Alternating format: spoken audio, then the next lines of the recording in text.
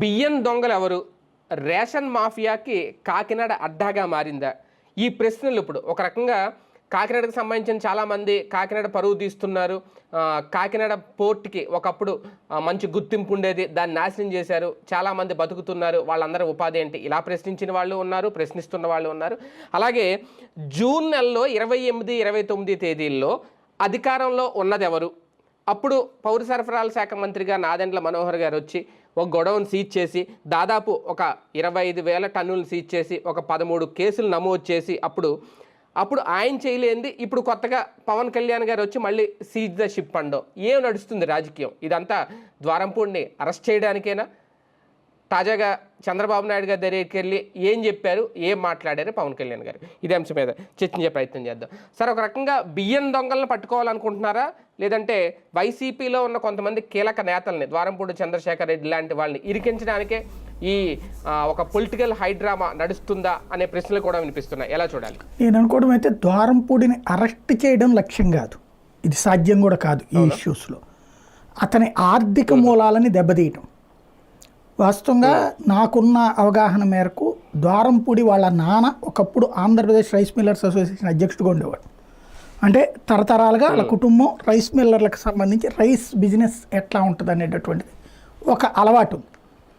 దానికి తోడు Kakinada port 2 private port, ప్రభుత్వ పోర్టు. ప్రైవేట్ పోర్టు అంటే ఇప్పుడు ఇదివరకు రావు గారిది, ఇప్పుడు ఏదో అరబిందో వాళ్ళది అంటారు కదా, అది. యాంకరేజ్ పోర్ట్ అనేటటువంటిది రాష్ట్ర ప్రభుత్వానికి సంబంధించినటువంటి ఆధ్వర్యంలో నడిచేది, 150 ఏళ్ల చరిత్ర కలిగినటువంటి పోర్టు. ఈ బియ్యం ఎక్కడి నుంచి వెళ్ళింది అంటే యాంకరేజ్ పోర్ట్ నుంచి వెళ్ళింది. ఇప్పుడు అంటే ఇక్కడ పాయింట్ ఏంటి అంటే ఈ యాంకరేజ్ పోర్ట్ మీద ఎవరు ప్రభుత్వం ఉంటే వాళ్ళ పట్టు ఉంటుంది, సింపుల్ లాజిక్. ఇక్కడ కనబడుతున్నది ఏంటంటే ఆర్థికంగా అంటే జనసేన వాళ్ళకి విపరీతమైన ఆగ్రహం ఉంది ద్వారంపూడి మీద. పవన్ కళ్యాణ్ని వ్యక్తిగతంగా టార్గెట్ చేశాడు, కుటుంబాన్ని బూతులు తిట్టాడు అన్నటువంటిది కోపం ఉంది. ఆ కోపం తీర్చే బాధ్యత అప్పట్లో కొంతమంది జన సైనికులు చేస్తే అక్కడికి ఆందోళన చేయడానికి వాళ్ళ ఇంటి దగ్గరికి వెళ్తే వాళ్ళని కొట్టిన సందర్భం పవన్ కళ్యాణ్ని బాగా కదిలించింది, కోపం తెప్పించింది. అప్పుడే అతన్ని అంతం చేస్తానని, అతని అహంకారాన్ని అంతం చేస్తానని ప్రతిజ్ఞ చేయడం జరిగింది. అందులో భాగంగా జరుగుతున్నదే అనుకుంటున్నాయి. ఎందుకంటే నిన్న ఇంకొక ఫ్యాక్టరీ కూడా అతనికి సంబంధించినటువంటి రొయ్యల ఫ్యాక్టరీ కూడా క్లోజ్ చేశారట, క్లోజర్ ఆర్డర్ ఇచ్చారు పొల్యూషన్ కంట్రోల్ బోర్డు తరఫున. ఈ 2 కూడా పొల్యూషన్ కంట్రోల్ బోర్డు అంటే పవన్ కళ్యాణ్ ఆధ్వర్యంలోనే ఉంటుంది కాబట్టి 2 వీటిని క్లోజ్ చేయించడం ద్వారా ఒక ఆర్థిక మూలాలు దెబ్బతీశారు. అట్లాగే రైస్ బిజినెస్సే కీలకం. ఎవరు అధికారంలో ఉన్నా గత 12-15 ఏళ్ల నుంచి రైస్ అనేటటువంటి బిజినెస్ త్రూ ద్వారంపూడి జరుగుతోంది. తెలుగుదేశం అధికారంలో ఉన్న, వైసీపీ అధికారంలో ఉన్నా కూడా అక్కడ ఈ రైసులో కీలకం ఏంటయ్యా అంటే మామూలు బియ్యానికి సంబంధించి కాదు, ఎక్కువ డబ్బులు సంపాదించుకుంటోంది రేషన్ బియ్యం వల్ల. ఎందుకంటే జనానికి 10 రూపాయలు దక్కుతోంది, వీళ్ళకు ఒక 20 రూపాయల దాకా లాభం వస్తుంది. 20 రూపాయల లాభం అంటే కోట్లలోనే ఉంటుంది, అది కూడా 100 కోట్లలోనే ఉంటుంది. కాబట్టి దాన్ని కంట్రోల్ చేయాలన్నటువంటి ప్రయత్నం, తద్వారా ద్వారంపూడి ఆర్థిక మూలాలు దెబ్బతీయడం అన్నది ఒక ఆస్పెక్ట్ కనబడుతుంది. రెండవది ఒక భారీ చర్చ, అసలు రేషన్ కార్డులు ఇప్పుడు ఉన్నటువంటిది వచ్చేటప్పటికి 1,50,00,000 దాకా రేషన్ కార్డులు ఉండటం. అదే సందర్భంలో ఏదైతే రేషన్ కార్డులకు సంబంధించి బియ్యం వీటన్నిటికీ ఇస్తూ ఉండటం, 800 కోట్ల రూపాయల వరకు, అంటే అందులో కేవలం 95 లక్షల కార్డులకే కేంద్ర ప్రభుత్వం ఇస్తుంది. అంటే దాదాపు 55 లక్షల కార్డుల భారం ప్రస్తుతం రాష్ట్ర ప్రభుత్వం భరిస్తుంది. వాస్తవంగా మొత్తం భరించాలి, ఒకప్పుడు కేంద్ర ప్రభుత్వం ఇచ్చిన డబ్బులు పోను మిగతాది భరించాలి. ఇప్పుడు ఒక ఈ 95 లక్షలు ఏదైతే కేంద్రం ఇస్తుందో అంతవరకే భరిస్తుంది, మిగతాది రాష్ట్ర ప్రభుత్వం ఎక్స్ట్రా పెట్టుకుంది. కాబట్టి వాటిట్లో ప్రజలే భయపడి రేషన్ తీసుకోకుండా ఉండటం కానీ, లేదా వ్యాపారులు కొనకుండా ఉంటే సచ్చినట్టు జనం కూడా తీసుకోవడం మానేస్తారని కానీ, లేదంటే కనుక అది ఎక్స్పోర్ట్ చేయడం మానేస్తే అప్పుడు జనం దగ్గరికి వెళ్ళరు వ్యాపారస్తుడని కానీ, ఈ రూట్లో అడుగులు వేస్తున్నట్టు కనబడుతుంది ఈ ఉదంతంలో. కానీ తాజాగా చంద్రబాబు గారిని కలిసి ఏం మాట్లాడారు సార్? ఖచ్చితంగా బియ్యం దొంగలు పట్టుకోవాలి, వాళ్ళ భర్తం పట్టాలి అని నిన్న మీటింగ్లో కూడా చాలా గట్టిగా మాట్లాడారంట. దీని గురించి నాకు అక్కడ బగ్గు లేదు, లేకపోతే అక్కడ బాత్రూంలో కూడా ఎవరు లేరు కాబట్టి తెలియదు వాళ్ళు ఏం మాట్లాడారు అన్నది. సాధారణంగా వాళ్ళు ఎవరన్నా ఇద్దరు రహస్యంగా కూర్చుని మాట్లాడుకున్నప్పుడు ఊహాజనితంగా ఈ టైంలో జరిగే బర్నింగ్ ఎఫ్ఐఆర్ మీద మాట్లాడేశారు అనేటటువంటిది మనం రాసేసుకోవచ్చు.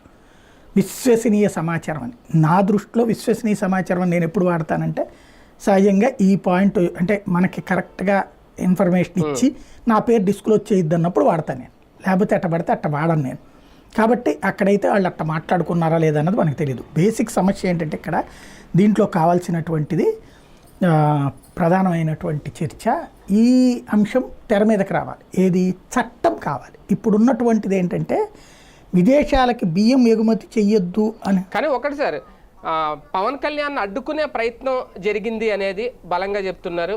పవన్ కళ్యాణ్ కనీసం అక్కడికి రానివ్వలేదు షిప్ దగ్గరికి అనేది. ఇక్కడ ఒక ప్రాక్టికల్గా మాట్లాడుకుందామండి. ఏందో వేగ్గా ఎవరిష్టం వచ్చినట్టు వాళ్ళు మాట్లాడేసుకుంటున్నారు.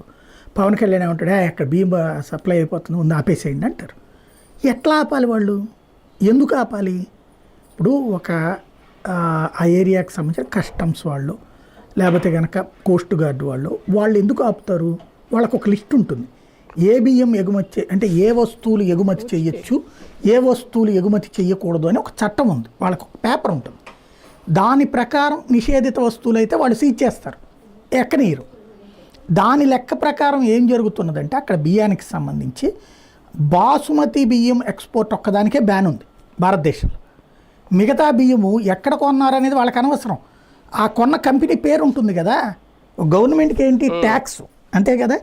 విదేశాలకు వెళ్తూ ఉన్నప్పుడు ఎంత బియ్యం వెళ్తుంది దానికి ఆ ఛార్జీలు కడతారు, అట్లాగే పన్ను కడతారు. ఇక్కడ వైట్ కదా అక్కడ, దాంట్లో ఏం దొంగతనం అంటారు దాన్ని. రెండవది బియ్యం వాళ్ళు ఎక్కడ కొనుక్కొచ్చారు వాడికి ఏం సంబంధం. కాబట్టి బియ్యం రవాణాని ఎలా ఆపుతారు ఈ దారిలో? ఇప్పుడు ఫర్ ఎగ్జాంపుల్ ఒక లారీ పట్టుకుపోతున్నారు, 3 చెక్ పోస్టులు పెట్టారు. అది వాడు ఏం చేస్తాడు, ఒక స్లిప్ పట్టుకెళ్ళి ఇస్తాడు, వేబిల్ అంతే కదా, వేబిల్ బియ్యం అని ఇస్తాడు. అది రేషన్ రైసా మామూలు రైసా అన్నటువంటిది అక్కడ ఉన్నటువంటి ఆ టోల్గేటో చెక్ పోస్టో పెట్టారు కదా, వాళ్ళకి ఎట్ట తెలుసుద్ది? రేషన్ గోతాల్లోనే ఉంటే తెలుసుద్ది. అప్పుడు పట్టుకుంటాం ఒక ఎత్తు, అప్పుడు వాళ్ళు ఆపుతారు. కానీ వీళ్ళు రేషన్ గోతాల్లో పెట్టట్లేదు కదా. ఇప్పుడు ఏం జరుగుతున్నది, రేషను పవన్ కళ్యాణ్ ఇంపాక్ట్ ఒకటి కనబడింది. ఏంటంటే డైరెక్ట్గా రేషన్ షాపుల నుంచినే ఇదివరకు రేషన్ డీలర్ల నుంచి నేరుగా లారీ తీసుకుపోయేవాడు. ఇప్పుడు అట్లా కాకుండా వాటి ఏ మిల్లులోనూ దించుకుని అంటే ఇళ్ళ దగ్గరే తీసుకెళ్ళిపోతున్నారు, ఇళ్ళ కొంటున్నారు. కొన్నాక వాటి ఏం చేస్తున్నారు, వాళ్ళు గోతాలు పట్టుకొచ్చుకుని ఆ గోతాల్లో పోయించుకుని వాళ్ళకి 15 రూపాయలు ఇచ్చి కేజీకి తీసుకుపోయి వీళ్ళకి అమ్ముతున్నారు. షాపులోళ్ళు ఈ డీలర్కి అమ్ముతున్నారు. ఇక్కడ షాపు వాళ్ళకి బియ్యం రైతు తీసుకొచ్చిస్తే లేకపోతే మీరు నేను తీసుకొచ్చిస్తే కొనకూడదని షాప్ అతన్ని ఎట్లా ఆపుతారు మీరు? అది ఏది దాన్ని ఏమంటారు, రేషన్ బియ్యం అని అతను ఎట్లా కనిపెడతాడు? వెంటనే ఏం మాట్లాడతాం మనం, నెంబర్ల విషయం కనిపెట్టలేరా అంటారు. నెంబర్ల బియ్యం అనేటటువంటి ఒక రేషన్కే కాదు కదా, బయట కూడా అమ్ముకోవచ్చు కదా వాళ్ళు. కాబట్టి దాంట్లో ఏ విధమైన నిషేధం ఉంటుంది? దీనికి కావాలంటే ఫస్ట్ ఏంటంటే నేల విడిచి సాము చేస్తున్నాం మనం, రాజకీయ కోణంలోంచి కాకుండా నిజంగా చెయ్యాలంటే రేషన్ బియ్యం అమ్మితే నేరం, కొంటే నేరం. చట్టందా నువ్వు ఇప్పుడు దానికేదో చెప్పాం కదా పీడీ యాక్ట్ పెడతామని, దానికేదో పీడీ యాక్ట్ పెట్టు. దీంట్లో కనుక చేస్తే నెంబర్ 1. నెంబర్ 2 అంటే చట్టం చెయ్యి నువ్వు. చట్టం లేదు ఇప్పుడు. రేషన్ బియ్యం అమ్మితేను కొంటేను నేరం అనేటటువంటి చట్టం లేదు. అలాగే దాన్ని ఎక్స్పోర్ట్ చేయకూడదని చట్టం లేదు అక్కడ. చట్టం అంటే ఇప్పుడు పీడిఎస్ బియ్యాన్ని తరలించడం విదేశాలకు అనేది అది పెద్ద నేరం కాదు. అసలు పీడిఎస్ బియ్యం అని ఎవరు డిసైడ్ చేస్తారంటున్నా నేను. ఇప్పుడు వీళ్ళు చూసి ఇది బియ్యం పీడిఎస్దే అన్నారు. ఎట్లాగా? నెంబర్ బియ్యం కాబట్టి. నెంబర్ బియ్యం పీడిఎస్ అని నువ్వు ఎట్లా ధృవీకరిస్తావు? ఇంకోటి అంటే ఇంతకుముందు కలెక్టర్ ధృవీకరించలేదా సార్ ఈ 640 టన్నులు వెళ్ళిపోయిన షిప్? అదే రేషన్కి సంబంధించిన బియ్యం అంటారు అంతే. అంటే అదే కోవడం అంటారు. దానికి కోర్టు ఏం చెప్పింది మరి? కోర్టు రిలీజింగ్ ఆర్డర్ ఇచ్చింది కదా. ఎందుకని? చట్టం లేదు. బియ్యాన్ని పట్టుకుంటే పెనాల్టీ వేసే అధికారం ఉంది కానీ అరెస్ట్ చేసి జైల్లో పెట్టేది లేదు చట్టం. ఎందుకు అంటే దీన్ని వ్యాపారంలో భాగం కింద చూస్తారు కానీ ఇది దేశద్రోహం సామాజిక ద్రోహం కింద చూడరు. లేదంటే దీన్ని స్మగ్లింగ్ చూడరు వ్యవస్థలో. ఎందుకని? ఇదేమి దోపిడీ కాదు, మడ్డలు చేసేది కాదు, మానభంగాలు చేసేది కాదు. బియ్యానికి సంబంధించి ఇక్కడ ప్రతి లేయర్లో కూడా ట్యాక్స్ వస్తుంది వాళ్ళకి ప్రభుత్వానికి. ఎందుకని ఇప్పుడు ఒక వ్యాపారస్తుడి పేరుతో ఈ బియ్యం వెళ్తుంది అనుకోండి, ఇప్పుడు ఏదో 16-17 సంస్థలు చెప్పారు కదా, జిఎస్టీ కడతారు కదా అక్కడ చచ్చినట్టు, ఎక్స్పోర్ట్ చేసేటప్పుడు జిఎస్టీ కడతారు కదా చచ్చినట్టు, అంటే అక్కడ పన్ను కడుతున్నది, ప్రభుత్వానికి డబ్బులు వస్తున్నాయి అక్కడ. రెండవది, బియ్యాన్ని ఎవడికో తన్ని లాక్కుపోవట్లా, తన్ని లాక్కుపోతే క్రైమ్ అవుతుంది. పోనీ బియ్యం మీకు ఇవ్వకుండా తీసుకెళ్ళి అమ్ముకుంటే క్రైమ్ అది. ఎందుకని? మిమ్మల్ని మోసం చేస్తున్నారు, మీ నోటి దగ్గర ముద్దలు అక్కుపోతున్నారు. కానీ ఇక్కడ బియ్యము వాళ్ళే అమ్ముకుంటున్నారు కాబట్టి చట్టం ఇక్కడెక్కడ పాయింట్ లేదు. ఇందులో చట్టం మార్చాలి ఇప్పుడు. ఎలాగా? నెంబర్ బియ్యం అంటే రేషన్ అంటే నెంబర్ బియ్యమే, నెంబర్ బియ్యం అంటే రేషన్ బియ్యమే. ఆ నెంబర్ బియ్యం అమ్మడానికి వీల్లేదు, కొనడానికి వీల్లేదు అన్నారనుకోండి, రైతులు మొత్తం సర్వనాశనం అవుతారు. ఎందుకని? 100కి 40 మంది పండిస్తోంది అదే, 100కి 40-50 మంది పండిస్తోంది అదే. వాళ్ళు ఎవరికి అమ్ముకోవాలి? ఇప్పుడు ఇది నిషేధం పెట్టారనుకోండి, వాళ్ళ దగ్గర ఎవరు కొండు రేపు పొద్దున, అంతే కదా. అప్పుడు వాళ్ళ బతుకులేంటి? రెండవది, ఇందులో ఎన్ని లేయర్లు ఉన్నాయి? ఇక్కడ జనానికి డబ్బులు వస్తున్నాయి, బ్రోకర్కి డబ్బులు వస్తున్నాయి, వ్యాపారస్తుడికి డబ్బులు వస్తున్నాయి, ఎక్స్పోర్టర్కి డబ్బులు వస్తున్నాయి, అందరూ సంపాదించుకుంటున్నారు. దీన్ని ఇలా సంపాదించుకోకుండా ఉండాలి అంటే ఏం చేయాలి? ఆ పబ్లిక్కి డబ్బులు అన్నా ఇవ్వు, లేదా తినే బియ్యం ఇవ్వు. తినే బియ్యం ఇస్తే ఎవ్వడు అమ్ముకోడు. మెయిన్ లాజిక్ అది.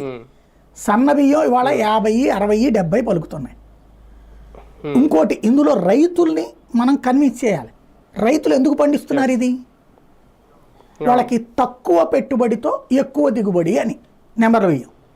అదే సన్న బియ్యానికి వచ్చేటప్పటికి కొంత ఖర్చు ఎక్కువ పడుతుంది, ఇన్వెస్ట్మెంట్. అప్పుడు ప్రభుత్వం ఈ సమస్య పరిష్కరించాలంటే ఫస్ట్ మొత్తం రైస్ పండించే రైతులు ఎవ్వరూ కూడా నెంబర్ బియ్యం పండించద్దు, సన్న బియ్యమే పండించండి. అలా పండించాలంటే అక్కడ నేల సామర్థ్యం ఉండాలి. నేల కూడా ముఖ్యం కదా, మట్టి. ఒక మట్టి చోట కొన్ని ఏరియాల్లోనే సన్నబియ్యం పండుతుంది, లేకపోతే అందరూ సన్నబియ్యమే పండిద్దురు కదా బేసిక్గా. కాబట్టి ఆ ప్రాంతంలో సన్నబియ్యం ఒకవేళ పండగలిగి ఉన్నా వాళ్ళు పండించకపోతే ప్రభుత్వం పెట్టుబడి పెట్టు, లేదా ఈ నెంబర్ల బియ్యం ఏం చేద్దాం, లేదా ఆ రైతు జీవితాన్ని ఏం చేద్దాం. మనం నోటితో చెప్పేసి నువ్వు ఇది మానేసి ఇంకేదైనా పండించుకోవా అంటే ఒప్పుకోడు అతను. అతనికి చేతనైంది ఇదే. ఇప్పుడు మీకు నాకు ఇది ఒకటే చేతచ్చు, డిబేట్ చేయడమా, టాపిక్స్ ఇష్యూనా, పబ్లిక్ అనేది. మనల్ని తీసుకెళ్ళి అర్జెంట్గా వ్యవసాయం చేయమంటే ఏం చేయగలుగుతాం? లేదంటే ఇది కాదయ్యా ఆల్ ఇండియా రేడియోలో పనిచేయమంటే ఏం చేయగలుగుతాం? దాంట్లో పాయింట్ మనకేం అవగాహన ఉంది, ఇక్కడ ఆ రైతుకి అవగాహన ఉంది. అది రైతుకి ఏం న్యాయం చేస్తావు, వ్యాపారస్తుడికి ఏం న్యాయం చేస్తావు, పబ్లిక్ ఏం న్యాయం చేస్తావు, చట్టం ఏం తెస్తావు, ఇదేమీ లేకుండా సినిమాటిక్గానే నడుస్తుంది ఇప్పుడు ఇదంతా. కానీ ఒకటి సార్, ఓకే ఇదంతా ఒక వెర్షన్ అయితే నిజంగా అక్రమం జరిగిందా, అది రేషన్ బియ్యం అవునా కాదా, సీజ్ చేస్తారా లేదా, ఇదంతా ఒకటి. అది పక్కన పెడితే పవన్ కళ్యాణ్ గారు బరిలోకి దిగడం ఒక రకంగా, నిన్న ఆయన ఎవరు విక్రాంత్ పాటిల్ ఎస్పీ, ఈయన వెళ్ళినప్పుడే కరెక్ట్గా ఆయన లీవ్ పెట్టి వెళ్ళిపోయారని చెప్పి నిన్న సీఎంకి కంప్లైంట్ చేయడం, ఆయన సస్పెండ్ చేస్తారా, ఉంచుతారా, తీసేస్తారా అనేది ఒక చర్చ నడుస్తోంది. ఇక్కడ పవన్ కళ్యాణ్ గారి యాక్షన్ సీన్ అంతా చూసుకుంటే జనసేనలో అయితే మంచి జోష్ వచ్చింది, ఇలాంటి నాయకుడు ఉండాలి, అసలు ఇప్పటివరకు ఎవరు చేయలేదు, ఇలాంటి పనులు ఎన్ని చేశారని. దీనివల్ల రాజకీయంగా తెలుగుదేశం పార్టీ ఏమన్నా ఇరుకును పడుతుందా? నిజంగా అధికారుల ఇన్వాల్వ్మెంట్తో కూడా ఇలాంటి అక్రమాలు జరుగుతాయి, ఇన్ని రోజులు రాజకీయ నాయకులు చూస్తూ ఊరుకుంటే పవన్ కళ్యాణ్ దానికి బయటికి తీశారు అని అనుకోవచ్చు. అధికారంలో ఉన్నటువంటి వ్యక్తే వెళ్ళి చేయడం అనేది ఒక స్పెషల్, అది పాజిటివ్ థింగ్. అవును. రెండవది అక్కడ అవినీతిని అంతం చేయాలనుకోవడం వరకు రెండవది మంచి పాజిటివ్ థింగ్. కానీ ఇక్కడ సమస్య ఏంటంటే పరిష్కారం చూపట్లేదు, అది మెయిన్ లాజిక్. మూడవది ఏంటంటే ఇప్పుడు అధికారులు ఏం చేయాలి? చట్టం లేకుండా పోతే అధికారులు రేపు పొద్దున ఇరుక్కుంటారు. ఇప్పుడు ఇష్టం వచ్చినట్టు చేసేసారనుకోండి, రేపు ఇది అంతర్జాతీయ వ్యవస్థ, ఈ సముద్రపు వ్యాపారం అనేటటువంటి. రేపు పొద్దున ఎవరో కోర్టుకు వేశారనుకోండి, నా షిప్పులో నేను బియ్యం పంపిస్తున్నాను సో చోట కొన్నాను, ఇప్పుడు 16 సంస్థల పేర్లు చెప్పారు. ఈ 16 సంస్థలు ఎక్కడ కొన్నారు అంటే రైతుల దగ్గర నుంచి కొన్నామంటారు, అంతే కదా? అంతే. దానికి సాక్ష్యాలు కోర్టుకి ఏం చూపెట్టాలి? రైతుల దగ్గర నుంచి నేను ధాన్యం కొనుక్కుని రైస్ మిల్లో వేయించుకున్నాను, లేదా నాకు సో బ్రోకర్ అమ్మాడు, నేను బ్రోకర్ నుంచి కొనుక్కోకూడదని నాకే చట్టం లేదుగా. ఆ బ్రోకర్ ఎక్కడ తెచ్చుకుంటే నాకేంటి సంబంధం? నేను బియ్యం కొనుక్కున్నా, అమ్ముతున్నా, దీంట్లో లాభం గడిస్తుంటే నా వ్యాపారాన్ని ఆపేశారు. దీనికి అయినటువంటి నష్టం ప్రభుత్వం భరించాలి రేపొద్దున అన్నారనుకోండి, కోర్టుకు వేసారనుకోండి, ఎవరిది జవాబుదారి? చేసే హక్కు ఉంటుంది. అంతర్జాతీయ న్యాయస్థానాల దాకా వెళ్ళే హక్కు ఉంది వీటిట్లలో. ఇది చాలా పెద్ద ఇష్యూ. ఎందుకంటే షిప్లో సీజ్ చేయడం అంటే సీజ్ చేయడానికి కొన్ని పారామీటర్స్ ఉన్నాయి. డ్రగ్స్, నిషేధిత వస్తువులు సీజ్ చేయడానికి చట్టం ఉంది. రేషన్ బియ్యం మీద నిషేధం లేదు, బియ్యం మీద నిషేధం లేదు మన దేశంలో. అది రేషన్ బియ్యమా మామూలు బియ్యమా అది వాళ్ళకి అనవసరం. బియ్యం ఎక్స్పోర్ట్ చేసుకునే అధికారం ఉంది. అది నువ్వు ఎక్కడో కింద స్థాయిలో కంట్రోల్ చేయాల్సిందే తప్పించి షిప్ ఎక్కే కంట్రోల్ చేయడం అనేటటువంటిది రేపు పొద్దున భవిష్యత్తులో చాలా కాంప్లికేషన్స్ వస్తాయి. రేపు అధికారులు ఇరుక్కుంటారు, రాజకీయ నాయకులకి ఏం కాదు. పోర్టు లోపలికి అడుగు పెట్టాక అది ప్రభుత్వ బిజినెస్ కాదు. పోర్టు బయట ఉన్నంత వరకే ప్రభుత్వాన్ని. ఆ పోర్టు బయట నువ్వేమైనా చేయి అంటే ఇక్కడ జరుగుతున్నది ఏంటి? ఎవడున్నా అది జరుగుతూనే ఉంటుంది. ఇప్పుడు ఈ బియ్యం ఏమి వైఎస్ఆర్ కాంగ్రెస్ పార్టీ అధికారంలో ఉన్నప్పుడు బియ్యం కాదు, ఈ 6 నెలల నుండి సప్లై చేసిన బియ్యం. ఇంకొకటి, ఇప్పుడు ఆ షిప్లోకి ఎక్కించినవి ఆల్రెడీ సీజ్ చేసిన బియ్యం. దాన్ని ఆల్రెడీ కోర్టు ఏం చెప్పింది? రిలీజింగ్ ఆర్డర్ ఇస్తుంది. ఏమని? కేసు కంటిన్యూ చేస్తూ కొంత డబ్బులు దానికి డిపాజిట్ చేయించి దానికి రిలీజ్ చేస్తుంది. అలా రిలీజ్ చేసిన బియ్యం అది బేసిక్గా. రిలీజ్ చేసిన తర్వాత నన్ను ఎట్టా ఆపుతావు అని చెప్పి అతను అడుగుతాడు రేపు కోర్టుకు పోయి. మళ్ళీ వాళ్ళు మాకెందుకులే పెద్దవాళ్ళతో తగవలు అనుకుంటే వ్యాపారస్తుడు ఆగిపోతుందండి. లేదు లీగల్గా ఫైట్ చేయాలి అంటే ప్రస్తుతం ప్రతిపక్షం వీక్గా ఉంది కాబట్టి వాళ్ళు భయపడి ఆగాలి. లేదు ప్రతిపక్షం స్ట్రాంగ్ ఉంటే వాళ్ళందరూ దిగుతారు, కోర్టులకు వెళ్తారు, అట్టెట్ట చేస్తారని చెప్పి. కానీ ఒకటి సార్, ఓవరాల్గా ఈ ఎపిసోడ్ మొత్తం ఒక 4-5 రోజులుగా నడుస్తుంది. అంటే పవన్ కళ్యాణ్ గారు ఎంటర్ అయిన తర్వాత, లేదంటే జూన్ నుంచి మొదలైందని అనుకోవాలి. ఇంతకుముందే వీళ్ళు రెడీగా చేసి పెట్టుకున్నారు ఇదంతా, మేము అధికారంలోకి రావాలి, వచ్చిన తర్వాత ఏం చేయాలి అనేది. కానీ ఇక్కడ అధికారులని టార్గెట్ చేస్తున్నారా, లేదంటే కొంతమంది వ్యాపారులను టార్గెట్ చేస్తున్నారా? ఆ శాఖకు సంబంధించిన మంత్రే పౌర సరఫరాల శాఖ మంత్రిగా నాదెండ్ల మనోహరే ఉన్నారు, డిప్యూటీ సీఎంగా ఈయనే ఉన్నారు, ముఖ్యమంత్రిగా బాబు గారే ఉన్నారు. వీళ్ళందరూ బయట వాళ్ళే కాదు. కానీ వీళ్ళందరూ ఉండి పవన్ కళ్యాణ్ గారు ఏం సాధించాలనుకుంటున్నారు, దీని ద్వారా ఏం చెప్పబోతున్నారు రేపొద్దున్న? కొంతమంది వ్యాపారులు ఏమన్నా వాళ్ళకి ఏమన్నా లైసెన్స్లు రద్దు చేస్తారా? కొంతమంది అధికారులను సస్పెండ్ చేసి ఊరుకుంటారా? లేదంటే ఇదంతా జగన్ వల్ల, జగన్ అండదండలు వీళ్ళందరూ చేశారు, ఇప్పుడు మేము బయటకు తీసి వీళ్ళందరినీ తీసేసాం అని చెప్తారా? ఏం సాధించాలనుకుంటున్నారు? పవన్ కళ్యాణ్ అయితే నేను నిజాయితీగా ఉన్నాను, అవినీతిని కంట్రోల్ చేస్తున్నానని చెప్పాలనుకుంటున్నారు. అయితే ఇక్కడ సివిల్ సప్లైస్ కార్పొరేషన్ హెడ్ జనసేనే, సివిల్ సప్లైస్ మినిస్టరు జనసేనే. అట్లాంటప్పుడు ఏమంటారు ఇప్పుడు బేసిక్గా? కాబట్టి ఇందులో రాజకీయ కోణం చూడకూడదు. ఆయన కమిటెడ్ పవన్ కళ్యాణ్. కాకపోతే సమస్య ఎక్కడంటే ప్రస్తావనార్హమైనటువంటిది సహజం, పరిష్కారం చూపడం ముఖ్యం. అక్కడ నేల విడిచి సాము నడుస్తుంది. ఇక్కడ పవన్ కళ్యాణ్ ఉద్దేశాన్ని నేను మనస్ఫూర్తిగా అభినందిస్తా, కొనసాగించమని కోరతా ఒక తటస్థ వ్యక్తిగా. సేమ్ టైం దానికి పరిష్కారం చూపించు. గాల్లో దీపం పెట్టి దేవుడు అని ఇదే భారం అనద్దు. ఒక సామాన్యుడైనటువంటి ఎవరైతే వినియోగదారు ఉన్నాడో అతనికి నువ్వు చూపించే ప్రత్యామ్నాయం ఏంటి? రెండవది, ఆ వ్యాపారస్తుడికి నువ్వు చూపించే ప్రత్యామ్నాయం ఏంటి? ఆ షిప్ యార్డ్కి నువ్వు చూపించే ప్రత్యామ్నాయం ఏంటి? వాస్తవంగా చెప్పాలంటే ఆ ఆఫ్రికన్ కంట్రీస్లో వాళ్ళు మన బియ్యంతో బతుకుతున్నారు. హ్యుమానిటేరియన్ గ్రౌండ్స్లో చూస్తే అది కూడా గొప్ప విశేషమే. ఇక్కడి నుంచి ఈ బియ్యం వెళ్ళలేదనుకోండి, వాళ్ళు 200-300 రూపాయలు పెట్టి కొనుక్కోలేక చచ్చిపోతారు జనాలు. అది కూడా ఉంటుంది అక్కడ. ఇందులో ఎవరికి నష్టం అనేది ముఖ్యం. ఇందులో ప్రభుత్వానికి ఒక్కదానికి నష్టం, కానీ ప్రభుత్వపు బాధ్యతది. 43 రూపాయలు పెట్టి ప్రభుత్వం భరిస్తున్నది బాధ్యత. కాకపోతే తినే బియ్యం ఇవ్వడం అన్నటువంటిది ప్రభుత్వానికి బాధ్యత. అంటే ఇక్కడ ప్రభుత్వం బాధ్యత విస్మరిస్తోంది. ఫస్ట్ అది ఆలోచించుకుంటే, ప్రభుత్వం తినే బియ్యం ఇస్తే ఎక్స్పోర్ట్ ఎందుకు జరుగుతుంది? ఇది ఇప్పుడు మనం అందరం తినే బియ్యం ప్రభుత్వం ఇస్తే రేషన్ బియ్యం కింద వాడు ఎందుకు అమ్ముకుంటాడు అసలు?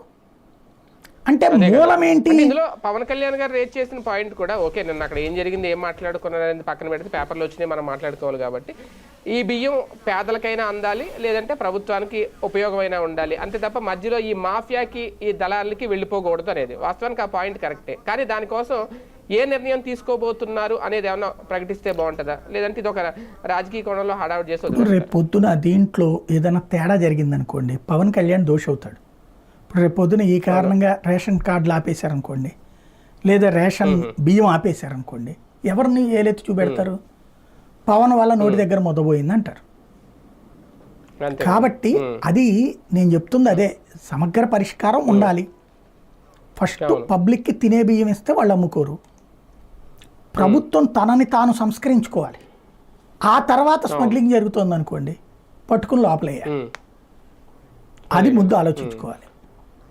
రైట్, చూద్దాం ఏం జరగబోతుందో. బియ్యం దొంగలను పట్టుకోవాలి అంటున్నారు, వాళ్ళ భరతం పట్టాలి అంటున్నారు. పవన్ కళ్యాణ్ గారి ఆలోచన బాగానే ఉంది, ఆ పోరాటం బాగానే ఉంది, కానీ దానివల్ల ప్రజలకి ఉపయోగం, రేపొద్దున ప్రభుత్వానికి ఉపయోగం, దానికి సంబంధించి ఏం సూచిస్తారు, ఫైనల్గా ఏం చేస్తారు అనేది మాత్రం ఇక్కడ అందరూ వేచి చూస్తున్నారు. చూద్దాం ఏం జరుగుతుందో.